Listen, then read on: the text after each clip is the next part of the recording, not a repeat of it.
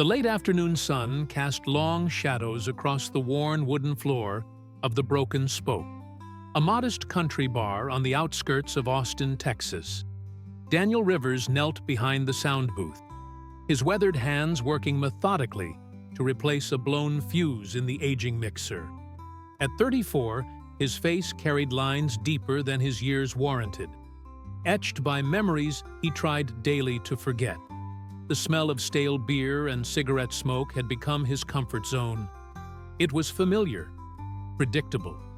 Unlike the chaos that still haunted his dreams from those humid jungles halfway around the world, a decade passed, but never truly gone. "Danny, you got a phone call," hollered Tommy Bradshaw, the bar owner from behind the counter. "Says it's important." Daniel wiped his grease-stained hands on his jeans and made his way to the bar's office, a cramped room cluttered with receipts, promotional posters, and half-empty whiskey bottles. He picked up the receiver with hesitation. "This is Daniel Rivers." "Mr. Rivers, my name is Linda Patterson. I'm the tour manager for George Strait. Robert Chen gave me your number, said you're the best sound tech between here and Nashville." Daniel felt his chest tighten. Robert Chen. They'd worked together years ago, before Daniel's life had fallen apart, before Jennifer stopped returning his calls. "Ma'am, I think Robert might be overselling my abilities.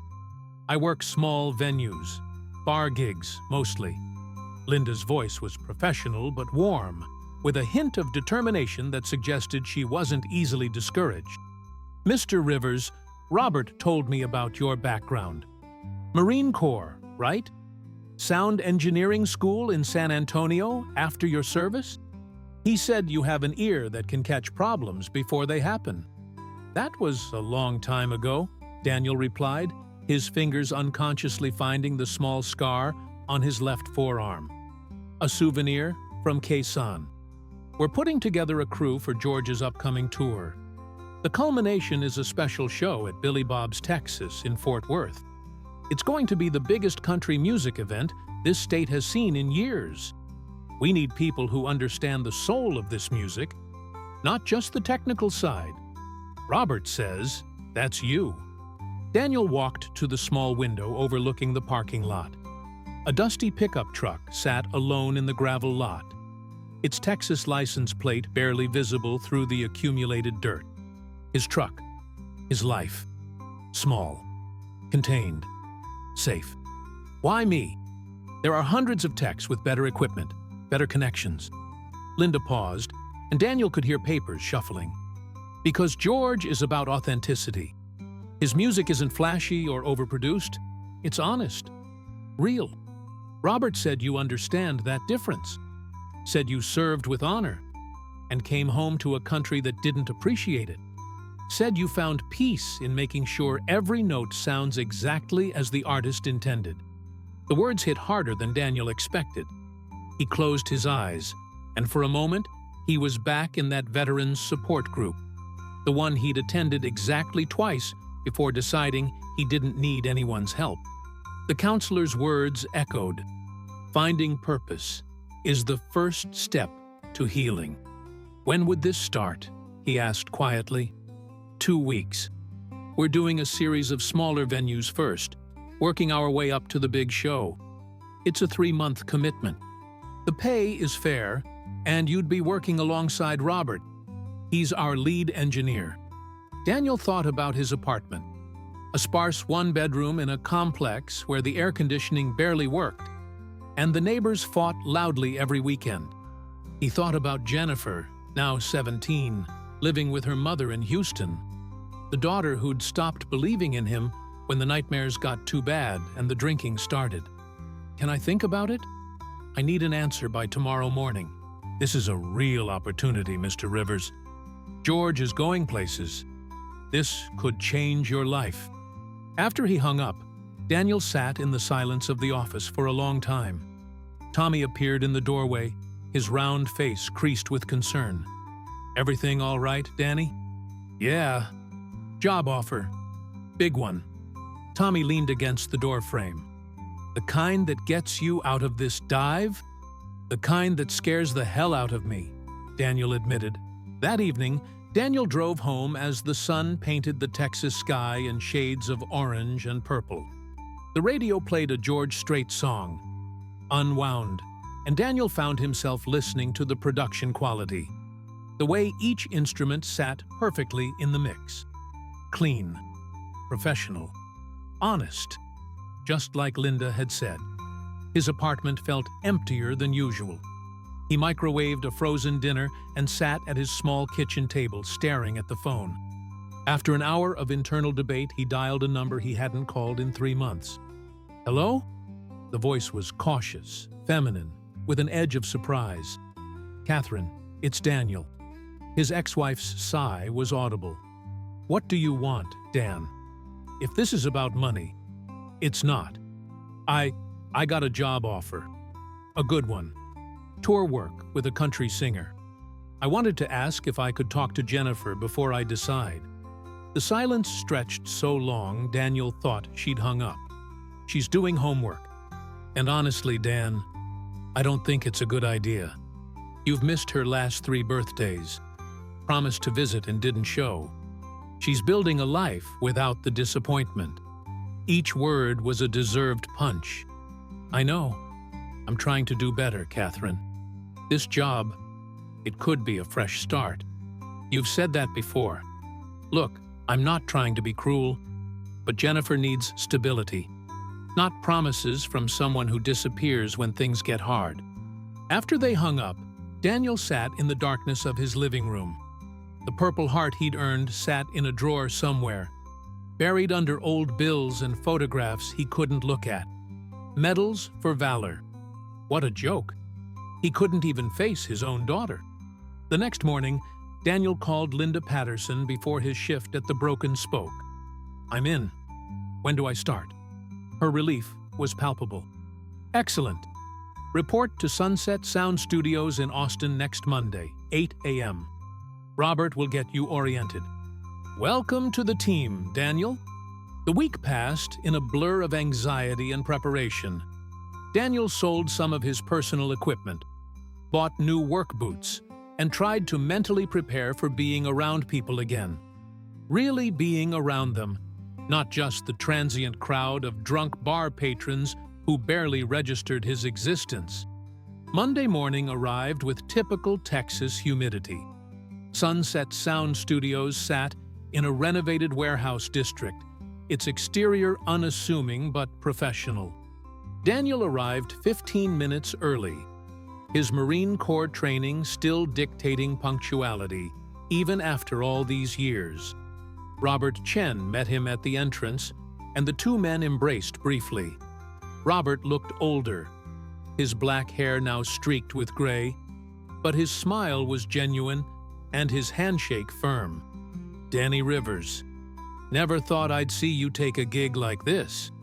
Never thought you'd recommend me for one," Daniel replied. Robert's expression grew serious. "You were lost last time I saw you, brother. Figured maybe it was time to find your way back. Come on, let me show you around." The studio buzzed with activity. Crew members hauled equipment, checked cables, and tested systems. In the main recording area, Daniel saw him for the first time. George Strait, wearing a simple button-down shirt and jeans, talking earnestly with his band members. There was no pretense, no showmanship, just a working musician discussing arrangements. "He's the real deal," Robert said quietly. "No ego. Shows up early, works hard, treats everyone with respect. You're going to like working with him." Linda Patterson appeared, clipboard in hand, her short brown hair pulled back efficiently. She was probably 40, with sharp blue eyes that missed nothing and a demeanor that commanded respect without demanding it. "Daniel, glad you made it. Let's get you set up. We're doing sound checks for the Gruene Hall show this weekend. Small venue, 1,200 capacity, but the acoustics are tricky. Robert will walk you through our setup." The day was intense. Daniel found himself absorbed in the technical details, his mind sharp in ways it hadn't been in years. The equipment was top tier, the crew professional, and the music was something special. George Strait's voice had a purity that demanded perfect sound reproduction. No hiding behind effects or overproduction. Every flaw would be obvious. During a break, George approached the sound booth where Daniel and Robert were making adjustments. "You must be the new guy Linda mentioned. Daniel, right?" Daniel stood, suddenly nervous. "Yes, sir. Daniel Rivers." George extended his hand with an easy smile. "Just George. We don't do the sir thing around here. Robert speaks highly of you. Says you've got a good ear. I do my best. That's all anyone can ask. You settle any?" George's eyes were kind, genuinely interested. "Getting there, it's a change of pace from what I'm used to. Sometimes change is exactly what we need," George said simply. "Looking forward to working with you, Daniel." As George walked away, Robert chuckled. "Told you. No pretense. He's good people." The week accelerated into a rhythm. Early mornings at the studio, late nights reviewing equipment lists and show schedules. Daniel found himself actually sleeping better. The nightmares less frequent. Purpose, it seemed, was better than any medication the VA had prescribed. Friday arrived, and the crew loaded trucks for the drive to Gruene Hall, a historic dance hall in New Braunfels, about an hour south of Austin. The venue, built in the 1870s, had wooden floors worn smooth by generations of boots, and an intimacy that made every performance feel personal. Daniel arrived with the advance crew at noon. The summer heat was oppressive, and the old building lacked modern air conditioning.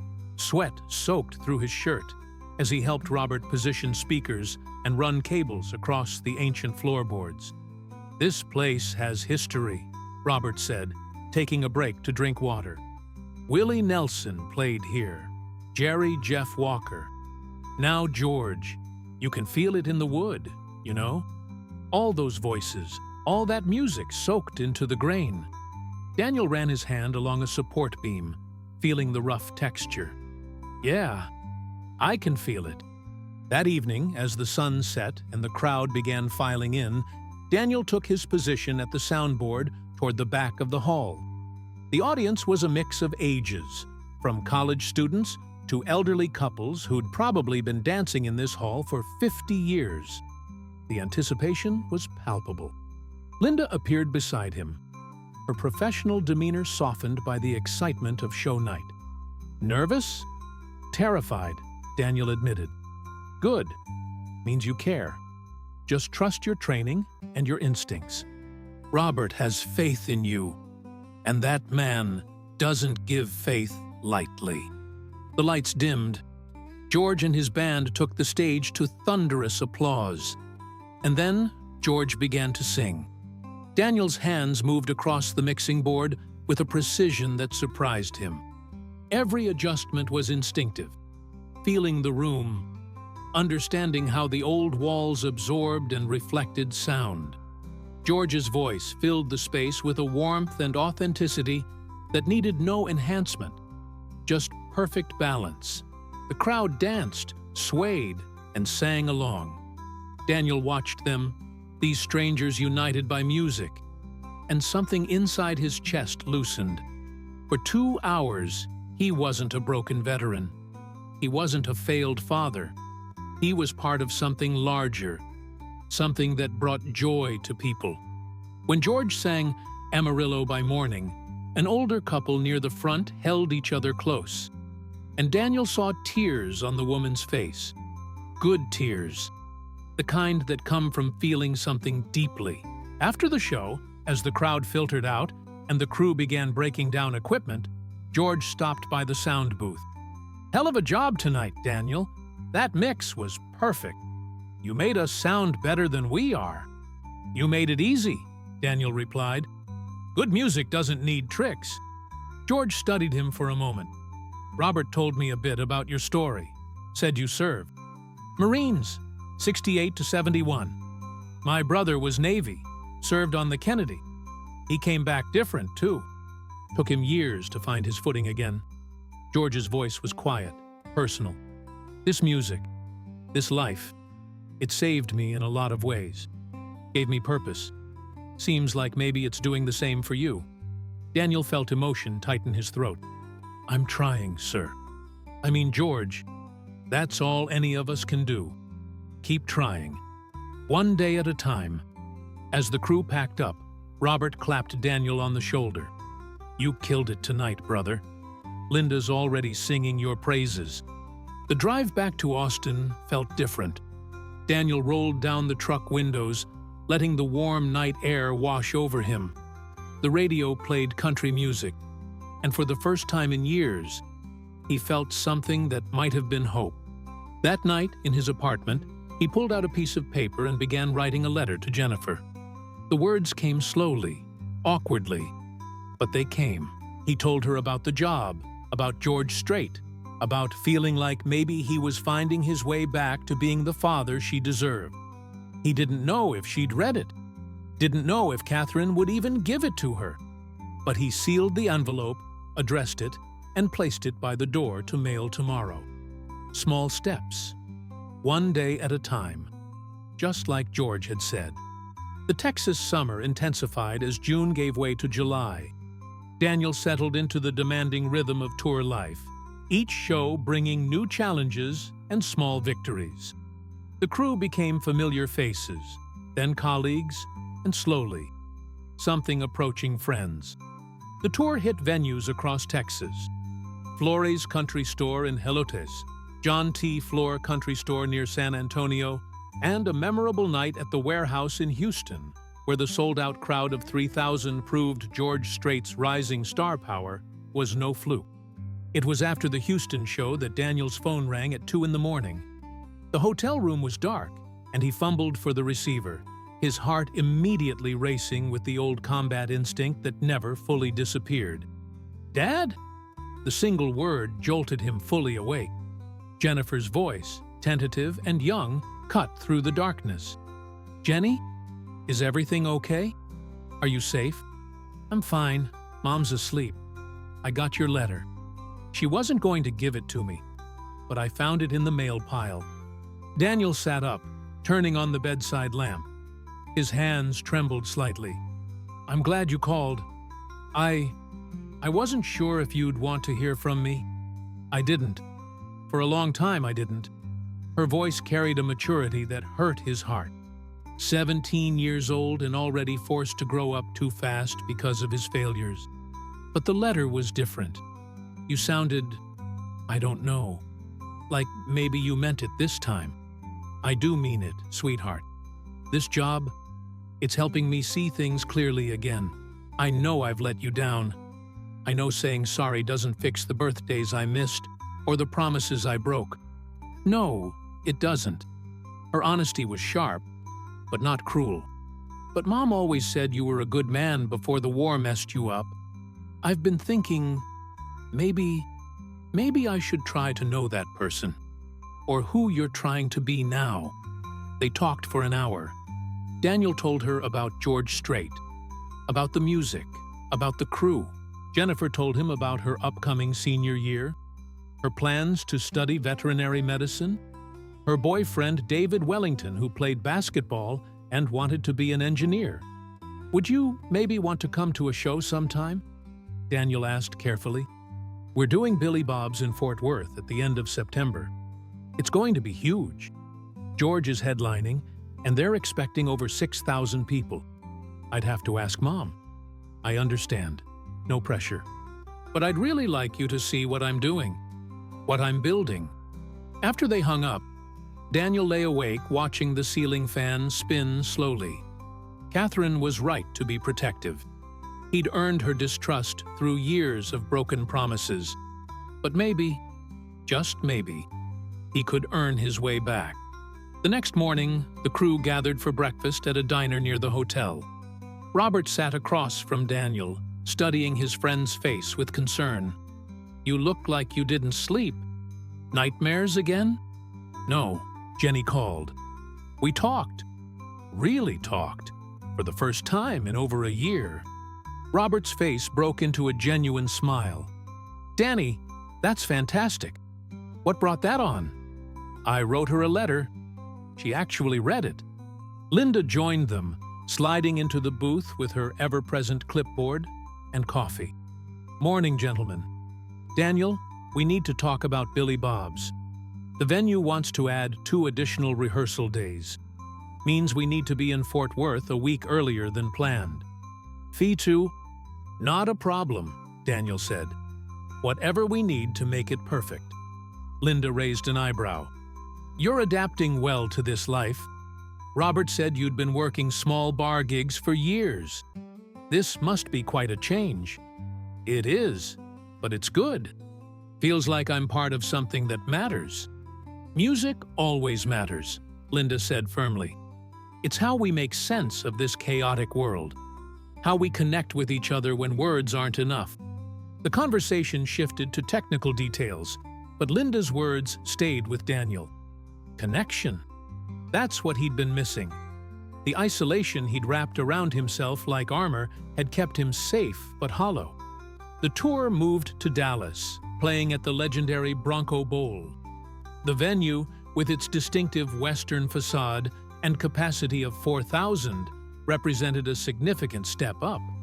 The pressure mounted as the crew worked to perfect every element.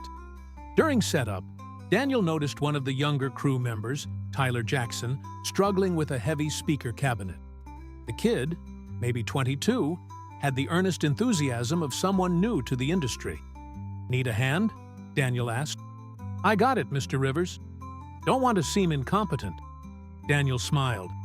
"Asking for help isn't incompetence, it's smart. Marines taught me that. Nobody accomplishes anything alone." Together, they positioned the speaker, and Tyler wiped sweat from his forehead. "Robert said you were a Marine." "Vietnam?" "Yeah, long time ago. My grandfather was in Korea. He never talked about it much. But he had this look sometimes, you know? Like he was somewhere else." Daniel understood that look intimately. It's hard to explain to people who weren't there. The things you see, the choices you make, they stick with you. "Is that why you work in music now? To get away from it?" The question was innocent, but penetrating. Daniel paused, considering his answer carefully. "Not to get away from it. That's impossible. But music, it's creation instead of destruction. It's bringing people together instead of tearing them apart. Maybe that's my way of balancing the scales." Tyler nodded thoughtfully. "That makes sense." That evening's show pushed Daniel's skills to new levels.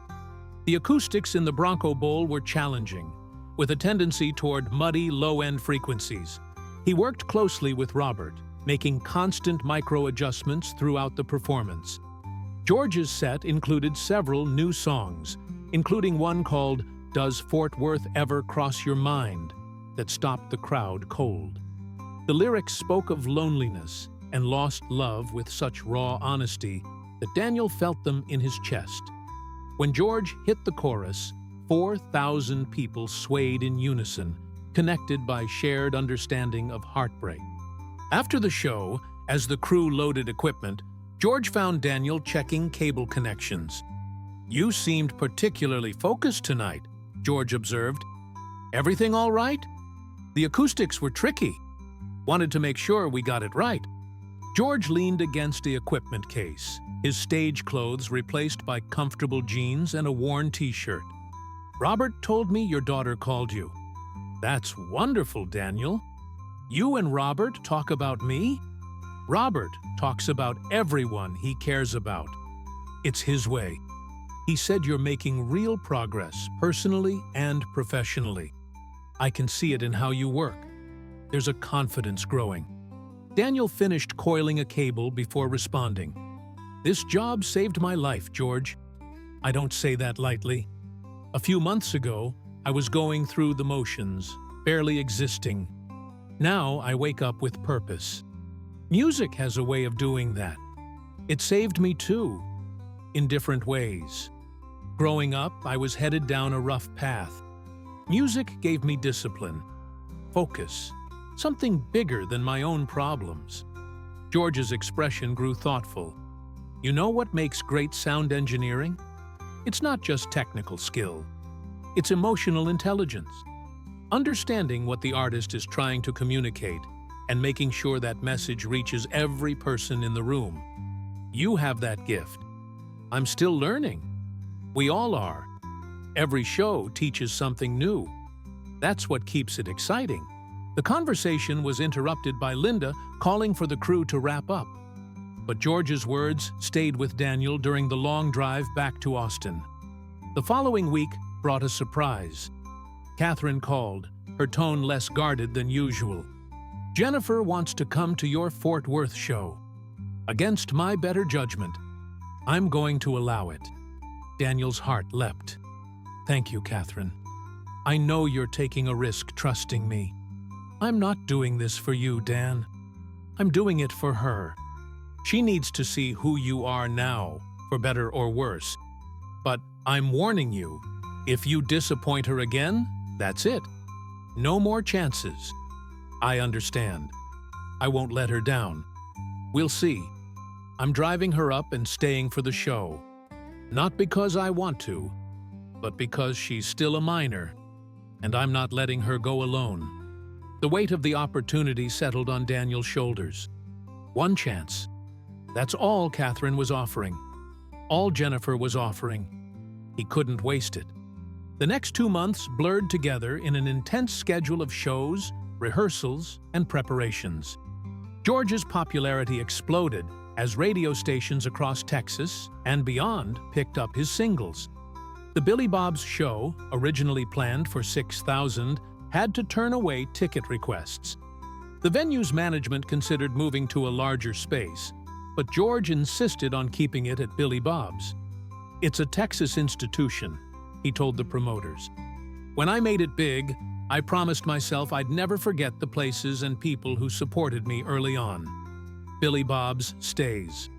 In late August, the crew gathered in Fort Worth for the extended rehearsal period. Billy Bob's Texas, claiming to be the world's largest honky-tonk, occupied over 127,000 square feet. The main floor could accommodate thousands, with additional space for pool tables, restaurants, and even an indoor bull riding arena. The technical challenges were enormous. Robert and Daniel spent days mapping out speaker placement, calculating delay times, and testing acoustics in different sections of the massive space. This is the big leagues, Robert said during a late-night session. Everything we've done so far has been preparation for this moment. George is making a statement with this show. He's saying Texas country is legitimate, powerful, and here to stay. No pressure then, Daniel replied with a slight smile. Actually, yes. Massive pressure. But I've seen you handle pressure before, Danny. Different kind, but pressure nonetheless. You've got this. The crew worked 18-hour days. Daniel's apartment in Austin sat empty as he took up temporary residence in a budget motel near Billy Bob's. His world narrowed to sound checks, equipment tests, and endless tweaking of the mixing board settings. One evening, as the crew took a rare break, Daniel sat outside the venue watching the Fort Worth sunset paint the sky in shades of red and gold. Tyler joined him, carrying 2 bottles of soda. Thought you could use this. You've been at it for 12 hours straight. Thanks, kid. Daniel accepted the drink gratefully. Can I ask you something, Mr. Rivers? Call me Daniel, and sure. How do you handle the pressure? I mean, thousands of people are going to be here. If we mess up, everyone knows it. Daniel took a long drink before answering. You focus on what you can control. In combat, there's chaos everywhere. You can't control the enemy, the weather, the situation. But you can control your training, your preparation, your response. Same principle applies here. We've done the work.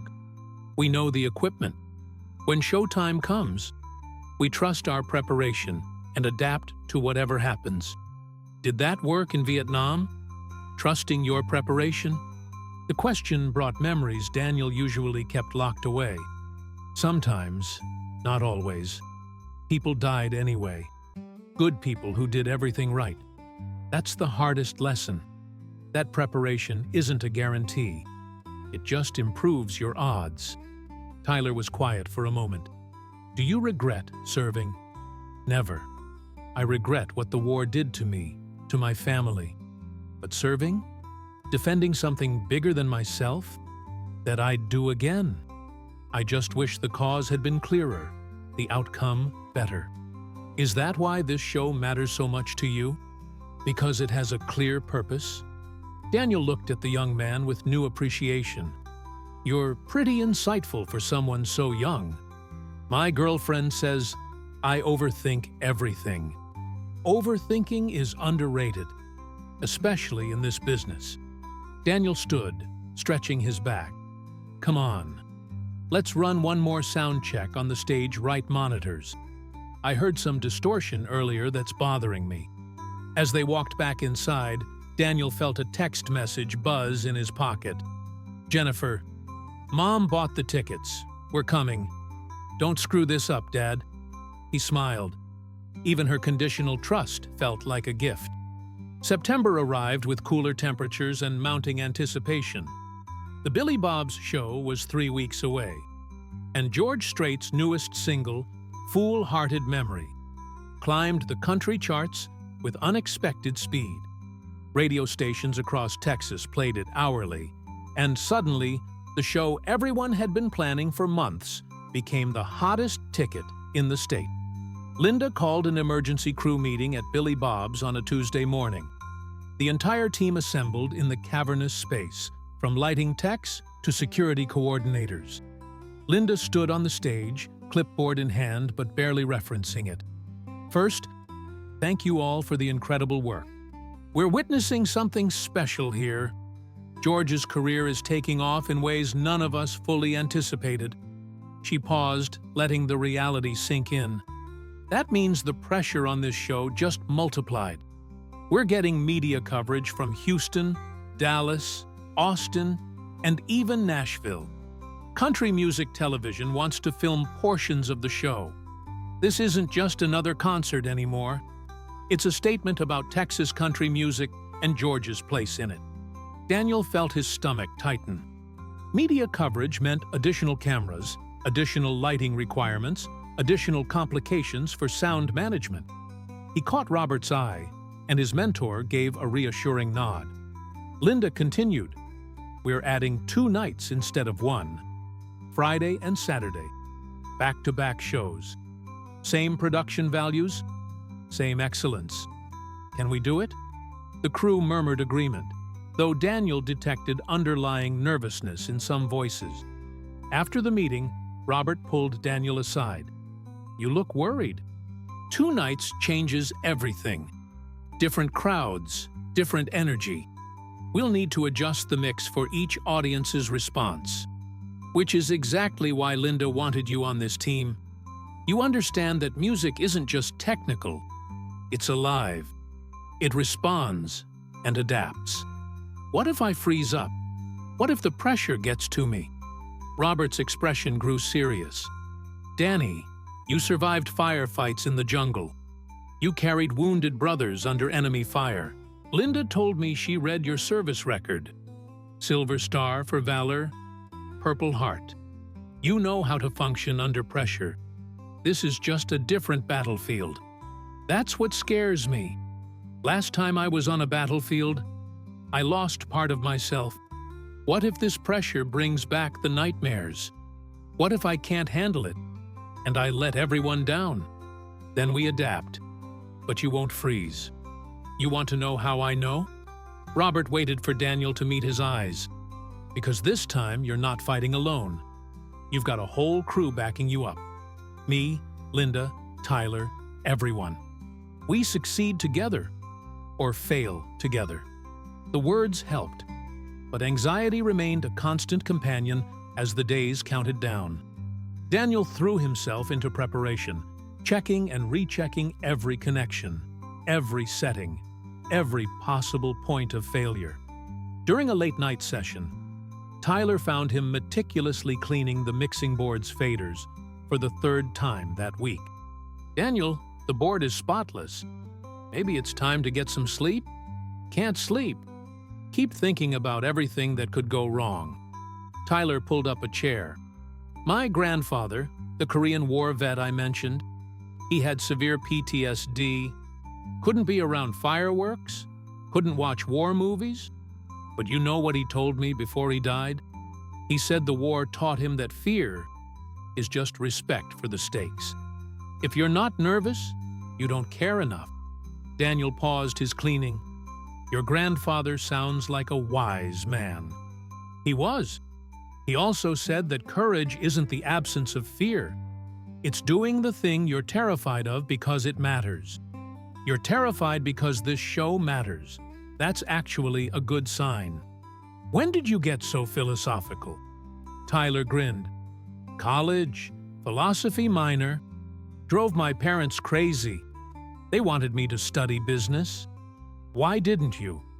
"Because business is about profit. Philosophy is about meaning. I figured I'd make less money, but sleep better at night." Daniel laughed. The first genuine laugh he'd managed in days. "You're all right, kid." The following week brought Jennifer's birthday, her 18th. Daniel had marked it on his calendar months ago, determined not to miss it this time. He called early in the morning, before the crew day started. Catherine answered, her voice cool but not hostile. "She's still asleep, Dan. It's 7 in the morning. I know, I wanted to make sure I called on her actual birthday this time. Can you tell her I called?" A long pause. "She'll be up in an hour. Call back then." When he called again, Jennifer answered directly, her voice thick with sleep. "Dad? Happy birthday, sweetheart.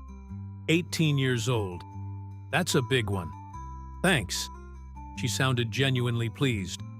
"I can't believe you actually remembered." The comment stung, but he deserved it. "I've been working on being more reliable. It's a process. Mom said you're doing well with the tour." She actually sounded impressed when she talked about it. "Catherine said that?" Daniel couldn't hide his surprise. "Don't get too excited. She also said one good streak doesn't erase years of disappointment. But, yeah," she admitted, "you seem different." They talked for 20 minutes. Jennifer told him about her college applications, her part-time job at a veterinary clinic, her plans for the future. Daniel listened, really listened, asking questions and remembering details. "I'm really looking forward to seeing you at the show," he said. "It's the biggest thing I've ever been part of professionally." "I'm nervous about it," Jennifer admitted. "What if it's awkward? What if we don't know what to say to each other? Then we sit in the awkwardness together. But I promise you, Jenny, I'm not going anywhere this time. Even if it's uncomfortable, even if it's hard, I'm showing up." After they hung up, Daniel sat in his motel room feeling the weight of the promise. He'd made similar vows before and broken them. This time had to be different. The second week of September brought a crisis. During a full technical rehearsal, with George and the band running through the entire set list, the main power supply to the soundboard failed catastrophically. Smoke poured from the electrical panel, and the entire system went dark. Emergency lights kicked on as the crew scrambled. Linda's voice cut through the chaos. "Everyone stay calm. Assess the damage and give me solutions, not problems." Daniel and Robert descended on the power system. The damage was extensive.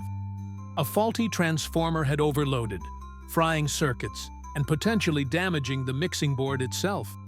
"Can we fix it?" Linda asked, her professional calm barely masking underlying panic.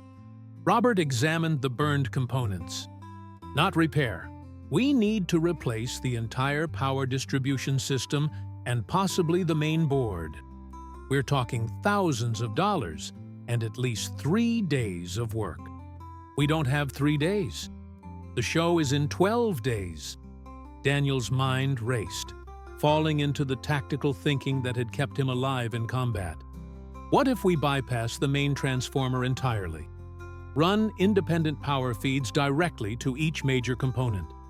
It'll require more generators, more cables, but we could be operational in 24 hours. Robert looked skeptical. That's not standard practice. Too many potential points of failure. Standard practice just filled the room with smoke, Daniel countered. This gives us redundancy. If one generator fails, the others keep running.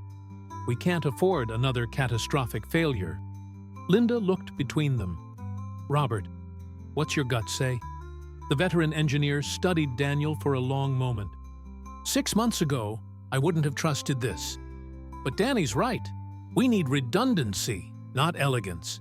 And he's proven he can think on his feet. I say we try it. Do it, Linda ordered. Whatever resources you need, you've got them. The next 24 hours tested everyone's limits. Daniel coordinated with Tyler and 3 other techs, running cable through unconventional routes, setting up generator stations, and creating a power distribution system that looked chaotic, but functioned with precision. George visited during the marathon session, bringing coffee and barbecue from a local joint. Heard we had some excitement, he said, distributing food to the exhausted crew. Nothing we can't handle, Daniel replied, though his hands were black with grease and his eyes burned from lack of sleep. Linda tells me you engineered the solution. Unconventional but brilliant, she said. Unconventional is generous. Desperate might be more accurate. George handed him a coffee. There's a thin line between desperation and innovation. I grew up on a ranch, and we fixed things with whatever was available. Sometimes the best solutions come from necessity, not a manual. Let's hope this one works. It will. I've got faith in you, Daniel. So does Robert. Time to have faith in yourself. By dawn, the new system was operational. Robert powered it up section by section, monitoring voltage and current flow. Each component came online cleanly. No smoke, no failures. It's holding, Robert announced, relief evident in his voice. Danny, you crazy Marine, you actually pulled it off. Linda arrived as they completed final tests. Status? Operational and stable. Actually more stable than the original system, Robert reported. She turned to Daniel. Unconventional solutions require approval in the future. But this was exceptional work. Thank you. The compliment meant more than she probably realized. Daniel felt something shift inside him.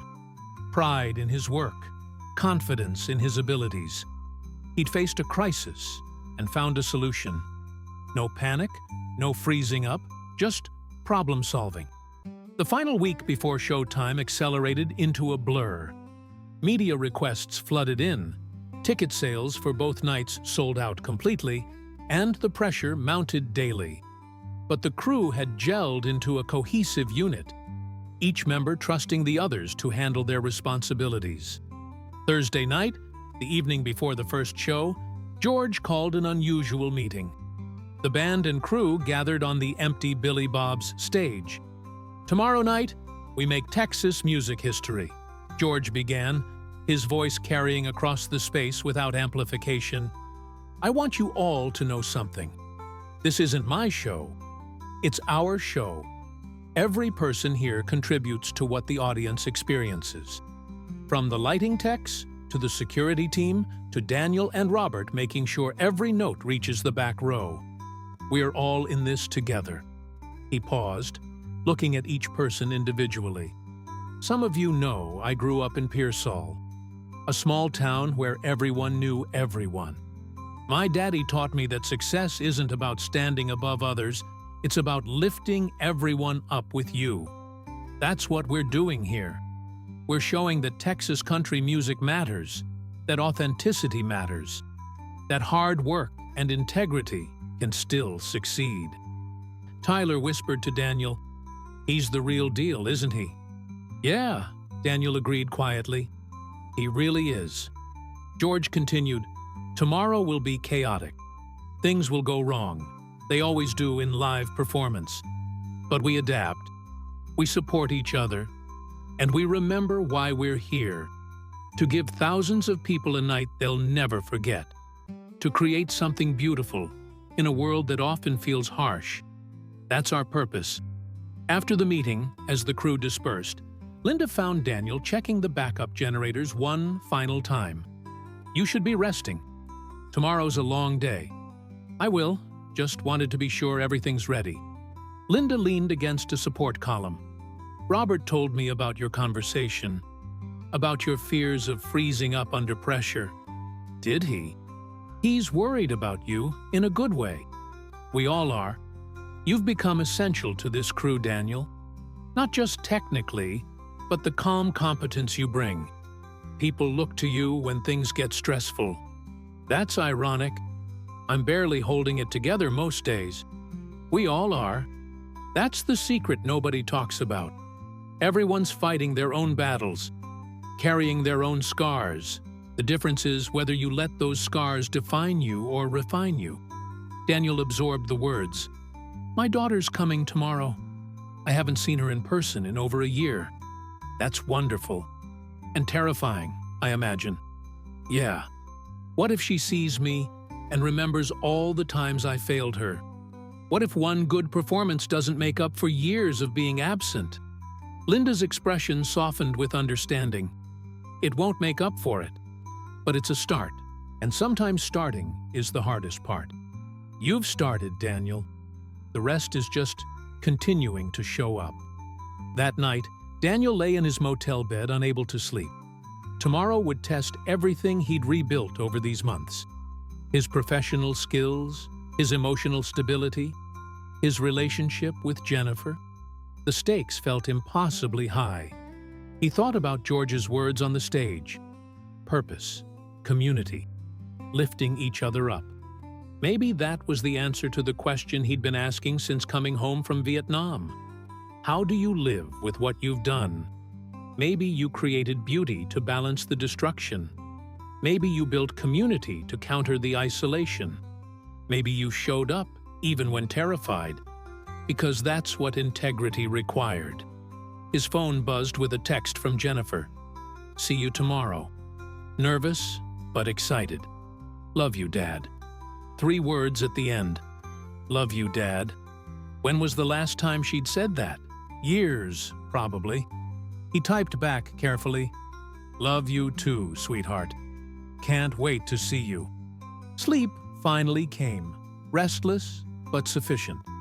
Tomorrow would bring challenges, but for the first time in longer than he could remember, Daniel Rivers felt ready to face them.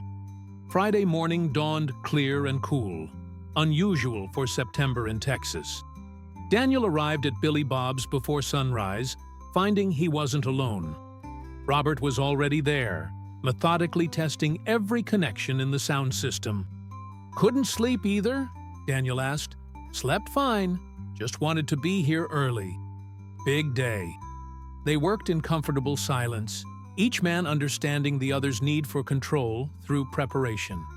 By 7 a.m., Tyler arrived with coffee and breakfast tacos from a local spot. "Figured everyone would be here early," he said, distributing food. "My girlfriend thinks I'm crazy, obsessing over a concert." "Is she coming tonight?" Daniel asked. "Both nights. Front row Saturday. She doesn't really understand what I do, but she supports it. That's what matters, right?" The morning passed in constant motion. Linda arrived with checklists and clipboard, coordinating final details with military precision. Lighting crews ran through their sequences. Security teams reviewed crowd control procedures. The venue's management dealt with parking logistics for the expected influx of 6,000 people. At noon, George and the band arrived for final sound check. The familiar routine helped settle Daniel's nerves. He focused on the technical aspects, adjusting monitor levels, fine-tuning the mix, ensuring every instrument sat perfectly in the overall sound. George's voice filled the empty venue as he ran through Amarillo by Morning. The acoustics Daniel and Robert had worked so hard to perfect delivered the song with crystal clarity. Every emotional nuance in George's voice came through, honest and powerful. After sound check, George approached the mixing station. "That sounded perfect. You ready for tonight?" "As ready as I'll ever be." "Your daughter's coming, right? Robert mentioned it." "Yeah, she'll be here with her mother. I haven't seen Jennifer in over a year." George's expression showed genuine empathy. "That's pressure beyond the show. How are you holding up?" "Terrified, honestly. What if I disappoint her again?" "You're showing up. That's not nothing. My kids are young still, but I already know the most important thing I can do is be present. Physically and emotionally present. You're doing that." The simple validation meant everything. "Thanks, George. After the show, bring her backstage. I'd like to meet her." Sometimes it helps kids understand their parents better when they see what you do through others' eyes. At 4 p.m., the doors opened to the early crowd. Daniel watched from the mixing position as people streamed in, excitement palpable. Families, couples, groups of friends, all united by their love of country music and anticipation for what promised to be a historic night. At 5:30, his phone rang. "Catherine, we're in the parking lot. Where should we meet you?" Daniel's heart hammered. "There's a will call entrance on the east side. I'll meet you there in 5 minutes." He told Robert where he was going, then made his way through the growing crowd. The September evening was perfect, temperature dropping into the comfortable 70s. A light breeze carrying the smell of barbecue from Billy Bob's famous restaurant. He saw them before they saw him. Catherine looked the same, maybe a few more gray streaks in her dark hair. But Jennifer, his daughter, had grown into a young woman, taller, her features more defined, carrying herself with a confidence he didn't remember. "Jenny!" he called out. She turned, and for a moment, they just looked at each other. Then she closed the distance and hugged him. Brief, tentative, but genuine. "Hi, Dad. You look amazing. All grown up." Catherine maintained her distance, but her expression wasn't hostile. "Daniel, you look different, healthier." "I feel better. Thanks for bringing her. This is for Jennifer, not you. But Robert called me last week. Told me you've been working hard, staying clean, being reliable." That meant something. Daniel hadn't known Robert had done that. "He's a good friend." "Let's get them seated," Daniel said, leading them through the crowd. He'd arranged for good seats, stage left, about 20 rows back where Jennifer could see everything clearly. "This place is enormous," Jennifer said, looking around in wonder. "How many people fit in here?" "Tonight, about 6,000. Tomorrow night, too." "And you're doing the sound for all of them?" "Me and Robert and the rest of the crew. It's a team effort." He got them settled, pointing out the different sections, explaining how the venue worked. Catherine remained quiet, observing everything with a critical eye. "I need to get back to the mixing board," Daniel said. "But after the show, George wants to meet you, Jenny. If that's okay?" Her eyes widened. "Really? George Strait wants to meet me? I might have mentioned my daughter was coming. He's good people." After he left them, Daniel made his way back through the growing crowd. The venue was filling rapidly, the energy building. He reached the mixing position to find Robert making final adjustments. "How'd it go?" his friend asked. "Better than I expected." Catherine was almost civil. "Progress. Now clear your head. We've got a show to run." The next hour passed in organized chaos. Final checks, last-minute adjustments, coordination with lighting and stage crews. At 7:30, the house lights dimmed. The crowd's roar was deafening. The opening act, a local band Linda had selected, took the stage. Daniel monitored their mix, making subtle adjustments. They were competent, energetic, warming up the crowd effectively.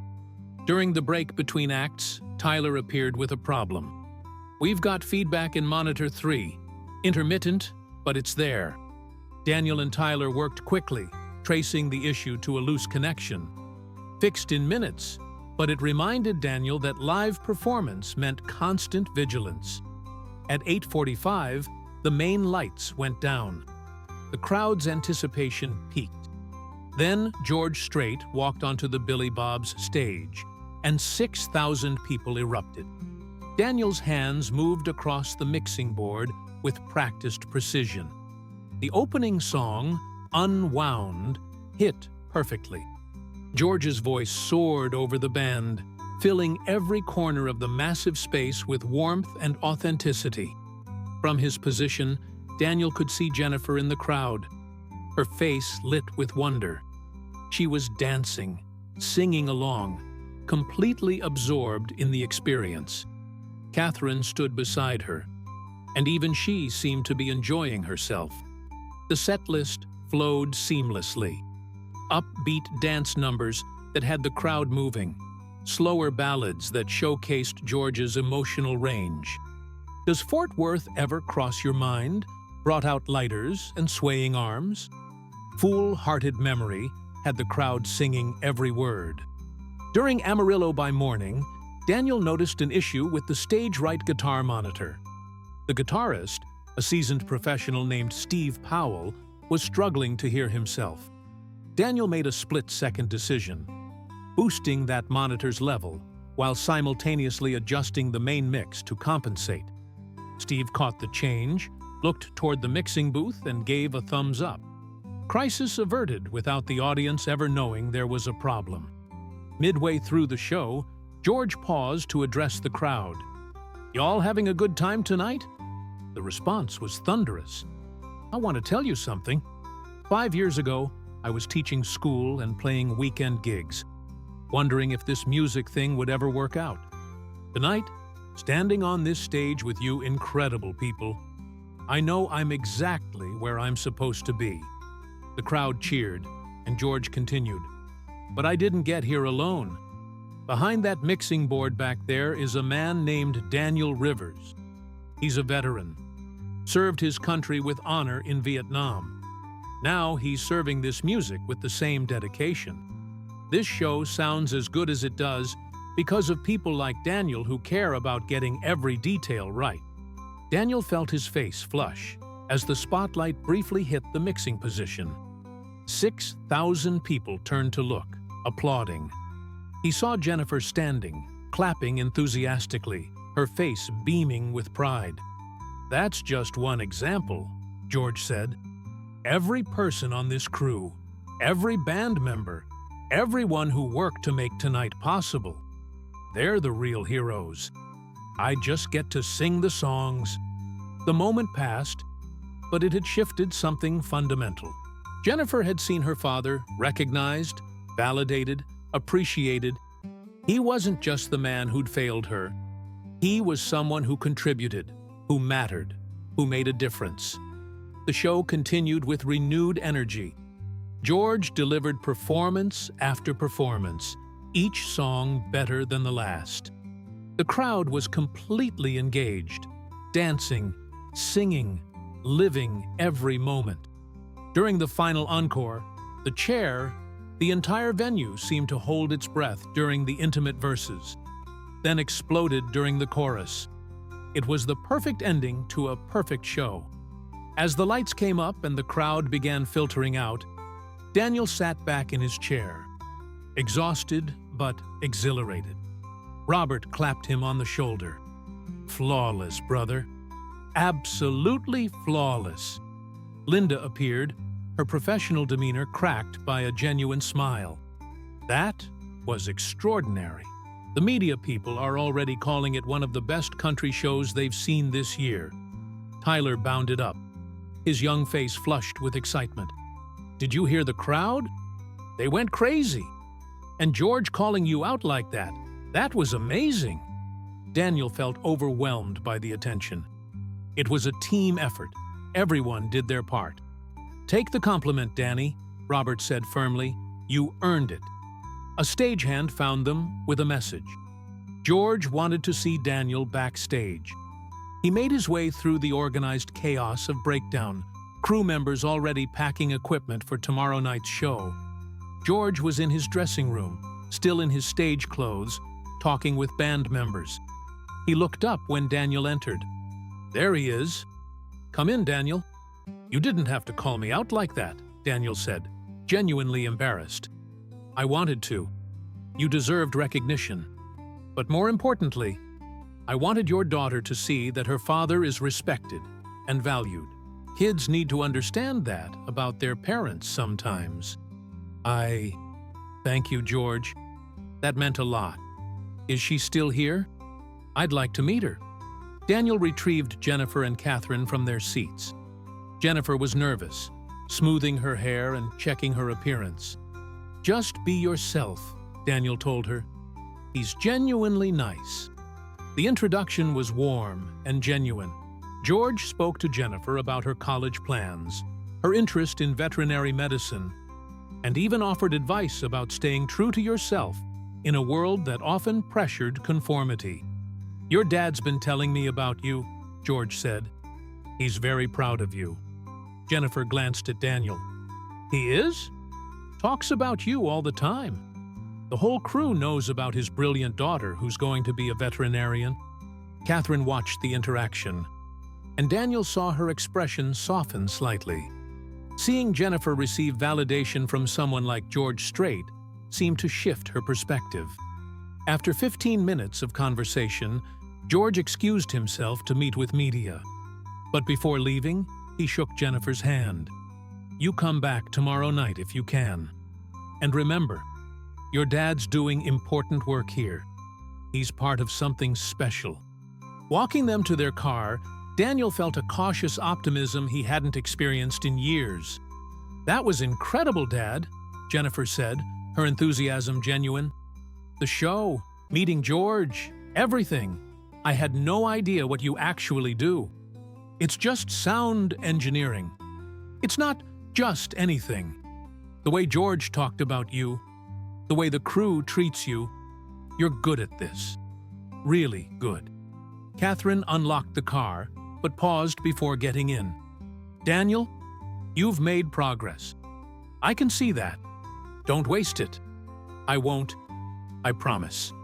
After they drove away, Daniel stood in the parking lot as the last of the crowd dispersed.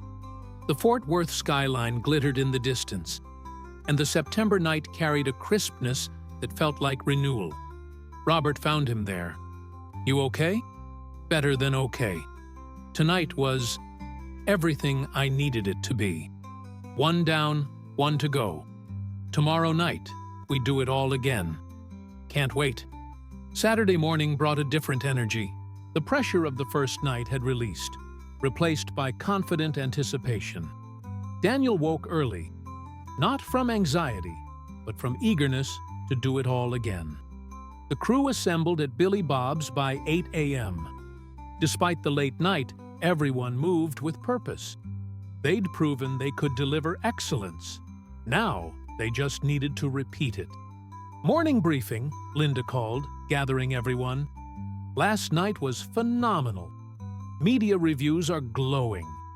But tonight needs to match or exceed that standard. No complacency, no assuming it'll be easy because we did it once." She looked directly at Daniel and Robert. "Sound was perfect last night. Let's maintain that standard." The day passed in systematic preparation. Every cable was checked, every connection verified, every setting confirmed. This time, though, Daniel felt calm rather than frantic. The difference between preparing for the unknown versus repeating proven success. Jennifer called around noon. "Dad, is it okay if I come back tonight?" "Mom said I could if you don't mind." "Of course I don't mind. I'd love to have you here. Can I bring David, my boyfriend? He really wants to meet you and see what you do." The request caught him off guard. Meeting his daughter's boyfriend represented a normal father experience he'd missed for years. "Sure, I'll get them good seats." "Thanks, Dad. And I was thinking maybe tomorrow we could get breakfast? Just the two of us? If you're not too tired." Daniel felt emotion tighten his throat. I'd really like that, sweetheart. After hanging up, he found Robert grinning at him. Good news? Jenny's coming back tonight, bringing her boyfriend, wants to have breakfast tomorrow. Progress, my friend. Real progress. The afternoon sound check revealed minor issues with 2 monitors that Tyler quickly resolved. George seemed more relaxed than the previous night, joking with band members and crew. Second show is always easier, he told Daniel. The nerves are gone. Now we just get to enjoy it. You seemed to enjoy it plenty last night. True, but tonight I can relax into it. Let the music flow without overthinking. At 4 p.m., Daniel met Jennifer and David at the will call entrance. David Wellington was tall, athletic build, with an easy smile and respectful demeanor. He shook Daniel's hand firmly. Mr. Rivers, it's great to finally meet you. Jenny's told me a lot about you. Probably not all good things, Daniel replied honestly. David's expression showed maturity beyond his years. She told me you served in Vietnam. My grandfather did too. 1st Cavalry Division. He had a rough time adjusting after. Most of us did. It's not something they prepare you for. Jennifer watched the exchange nervously, and Daniel realized she needed this to go well. Her father and her boyfriend meeting represented worlds colliding. David plays basketball, Jennifer offered. He's got a scholarship to University of Texas. That's impressive. What are you studying? Mechanical engineering. I like understanding how things work, how to make them better. Daniel smiled. We have that in common then. Sound engineering is all about making something work better, making it serve the music. He got them seated in excellent positions, then returned to the mixing board. The venue filled even faster than the previous night. Word of mouth from Friday's show bringing people who'd missed out. At 7:30, the house lights dimmed. The familiar rush of adrenaline hit as the opening act took the stage. Daniel monitored their mix, but his mind was partly on Jennifer and David in the crowd. His daughter was sharing this experience with someone important to her. That felt significant. The opening act finished to solid applause. During the break, Tyler appeared with sodas for the mixing crew. Your daughter's here again? He asked. With her boyfriend this time. She's sharing this with people who matter to her. That's trust, Daniel. She trusts that you'll deliver, that this experience will be worth sharing. The observation hit home. Trust. The thing he'd broken and was slowly rebuilding. One show at a time, one promise kept at a time. At 8:45, George Strait took the stage for the second night. If anything, his performance was even stronger than Friday.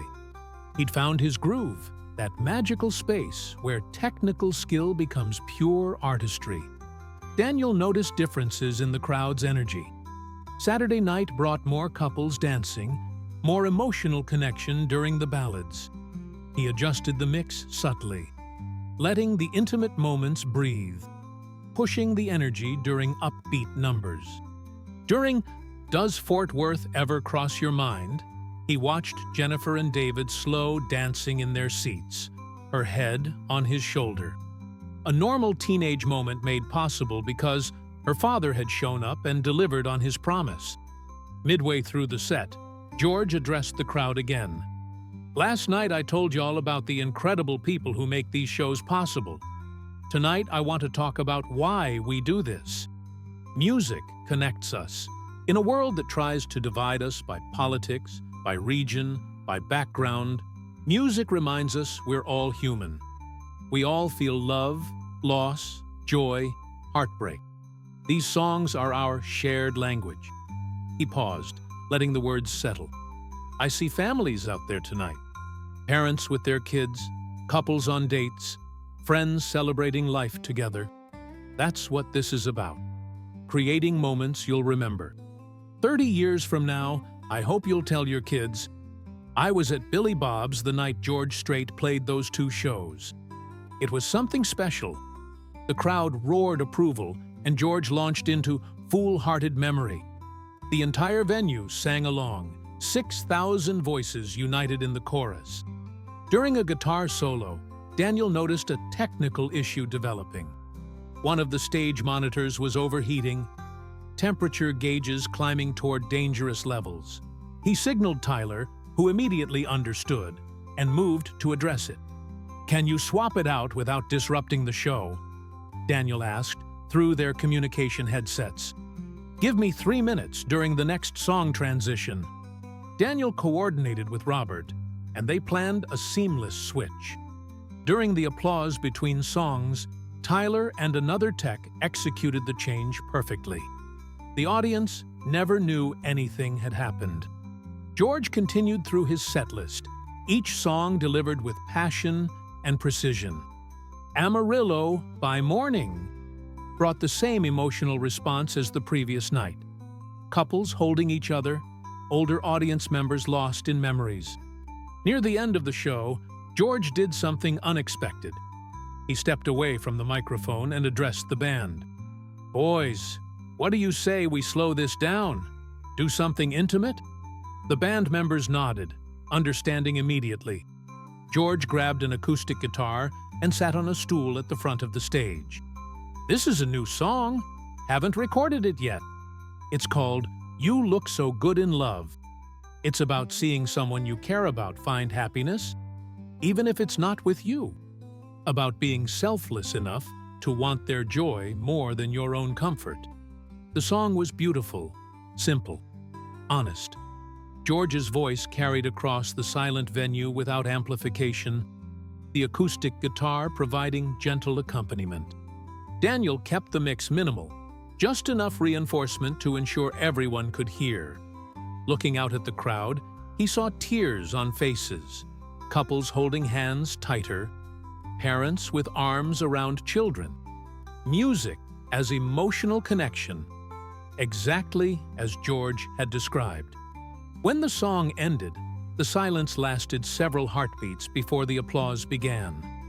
It wasn't the wild energy of the upbeat numbers, but something deeper. Appreciation for artistry, for vulnerability, for truth. The show concluded with the same encore as Friday, The Chair. But this time, George invited the audience to sing the chorus with him. 6,000 voices joined in, creating a moment of pure communal joy. As the final notes faded and the lights came up, Daniel sat back, exhausted and exhilarated. They'd done it. 2 nights, 2 perfect shows. History made. Robert was grinning widely. "We just witnessed something special, Danny. These shows will be talked about for years." Linda appeared, her usual professional composure replaced by genuine emotion. "Thank you, all of you. This was... I don't have words. Just thank you." The crew began breakdown, but the energy was celebratory rather than exhausted. They'd accomplished something remarkable together. George found Daniel backstage, still sweaty from performing. "Bring your daughter back, and her boyfriend. I want to talk to them." This time, Jennifer was less nervous. David, however, looked starstruck. "Mr. Strait? That was incredible," David managed. "I mean, I liked country music before, but seeing it live like that, just George, son. And thank you. You two looked like you were having a good time out there." "Best date ever," Jennifer said, smiling at David. George turned to Daniel. "You raised a good one here. Smart, kind, appreciates good music. That's solid parenting."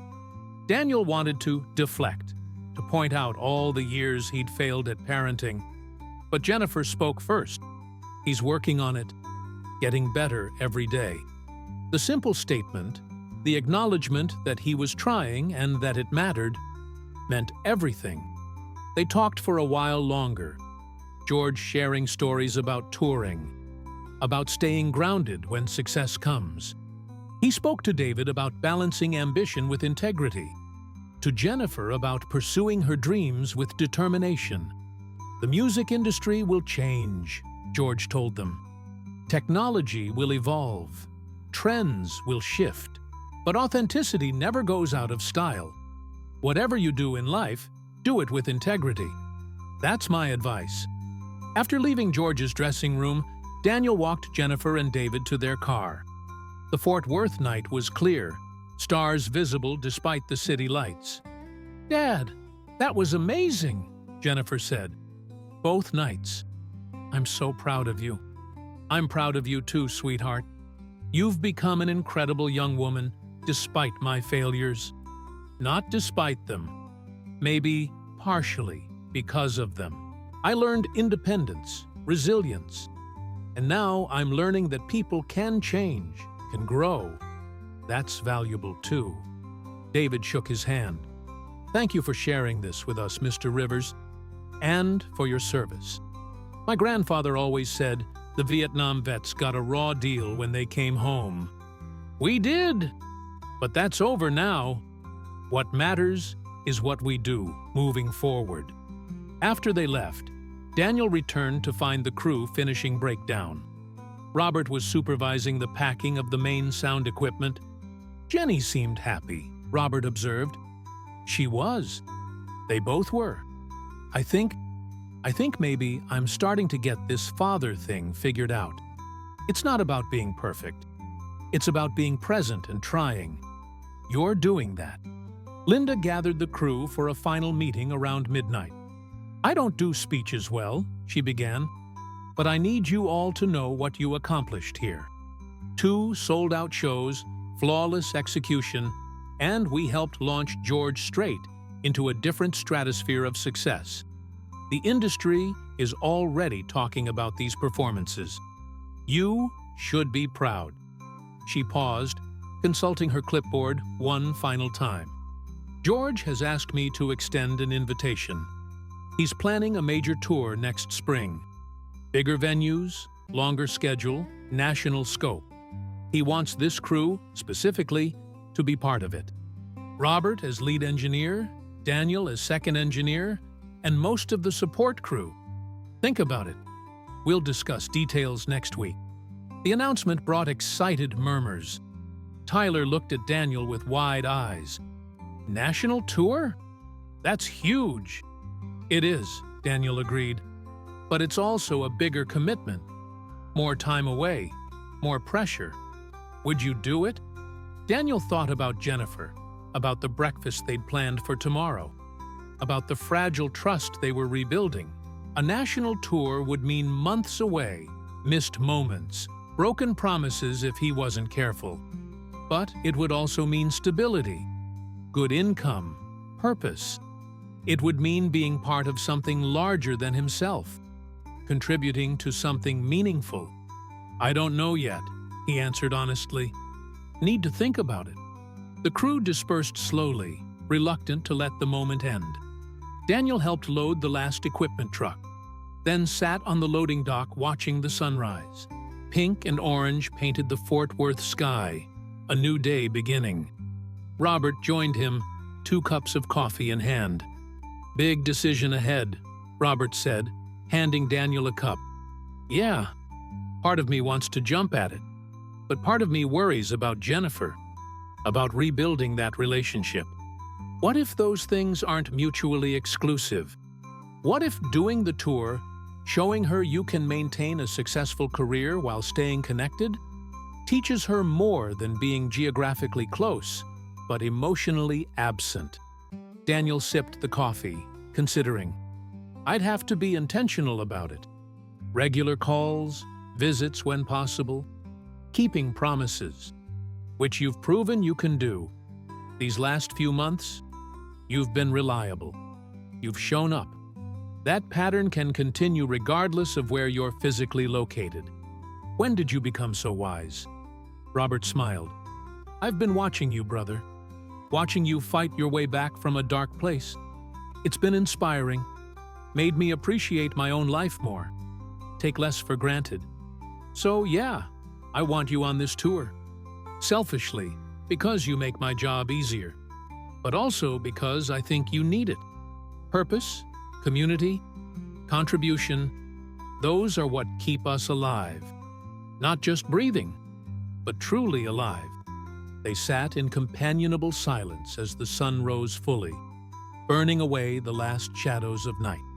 At 9 a.m., Daniel met Jennifer at a diner near her hotel.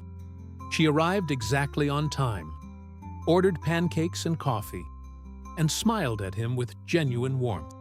"You look tired," she observed. "Haven't slept yet. Wanted to make sure all the equipment was loaded properly."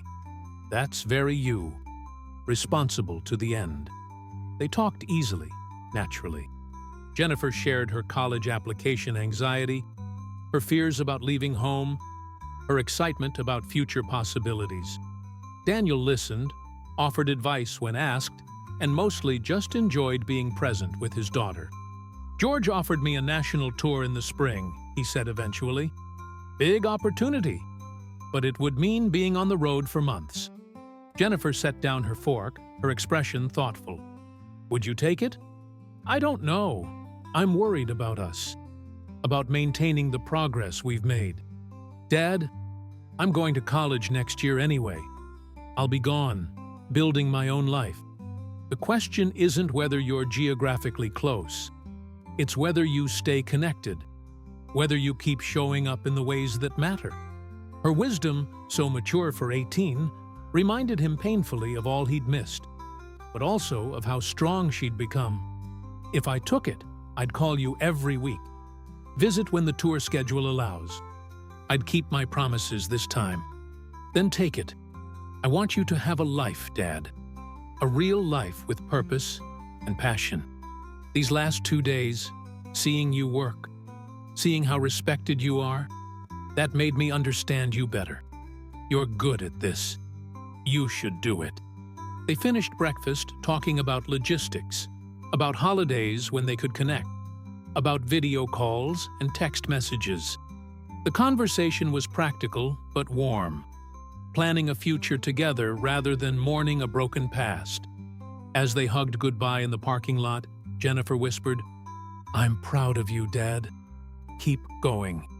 Those words carried him through the drive back to Austin, through the exhaustion of unpacking his apartment, through the weight of decision-making that lay ahead.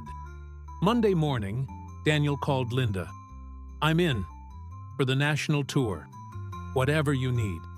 Her relief was audible. "Excellent. George will be thrilled. We're building something special here, Daniel. You're a key part of that."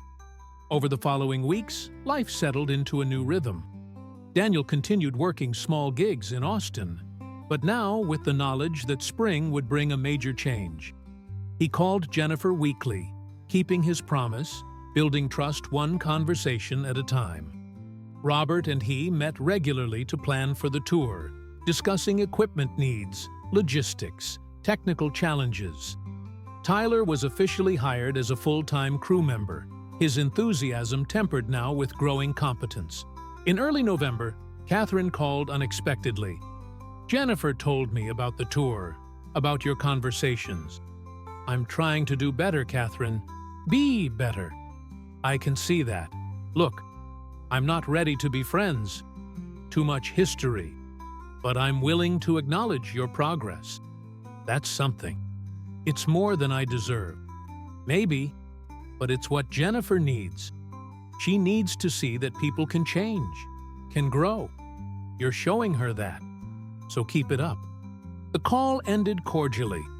Another small step toward healing. December brought the first tour planning meetings. George, the band, Linda, Robert, Daniel, and key crew members gathered in Austin to discuss the massive undertaking ahead.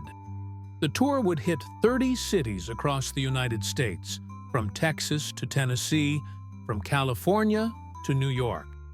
"This is our shot," George told the assembled team. "Country music has been relegated to a niche for too long. We're going to show that authentic, honest country music can compete anywhere, can move people everywhere, not by compromising our sound, but by perfecting it." The pressure was enormous, but Daniel felt ready. The Billy Bob's shows had been his proving ground.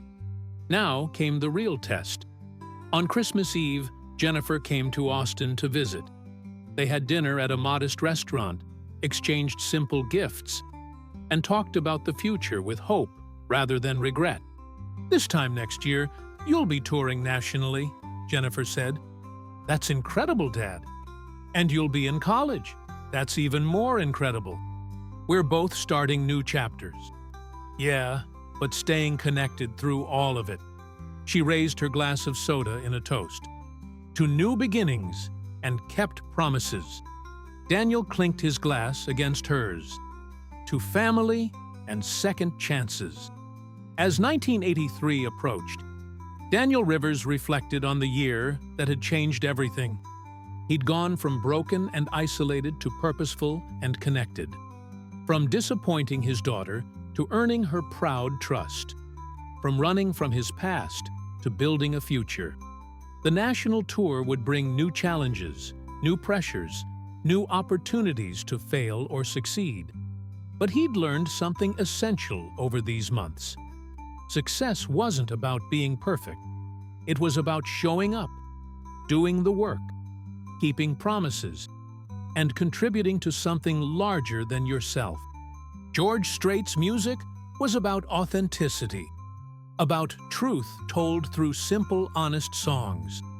Daniel had found his own authenticity in making sure those songs reached people perfectly, in being part of creating moments of connection and joy. New Year's Eve, the core tour crew gathered at Robert's house for a low-key celebration. As midnight approached, they raised glasses in tribute to the year past and the adventures ahead. "To 1983, Robert said, "to music, friendship, and taking chances." "To George Strait and country music," Tyler added. Linda raised her glass. "To the team that's going to change everything." Daniel looked around at these people who'd become family, thought about Jennifer and the relationship they were rebuilding, considered the journey from darkness to light he'd made. "To second chances," he said quietly, "and to making them count." The new year arrived with hope and promise. The national tour would begin in March, bringing challenges and triumphs nobody could fully anticipate. But Daniel Rivers was ready. He'd survived war, survived his demons, survived the darkness. Now he was ready to thrive. The story of George Strait's rise would be told for decades, the authentic voice that brought country music into a new era. But for Daniel, Robert, Linda, Tyler, and the dedicated crew who helped deliver that voice perfectly to millions of people, it was more than a career. It was redemption, purpose, and proof that broken things could be made whole again. One show at a time, one promise kept at a time, one note perfect at a time. And somewhere in Fort Worth, the walls of Billy Bob's Texas held the memory of 2 September nights when everything changed. When a country singer started suave and ended delivering a show historic. When a broken veteran found his way back to life. When music proved once again that it could heal, connect, and transform. The sound of those nights would echo through the years, carried forward by everyone who was there, everyone who heard the stories, everyone who understood that sometimes the most profound journeys happen behind the scenes, in the hands and hearts of people making sure every note reaches exactly where it needs to go. Daniel Rivers had found his rhythm, and the music played on.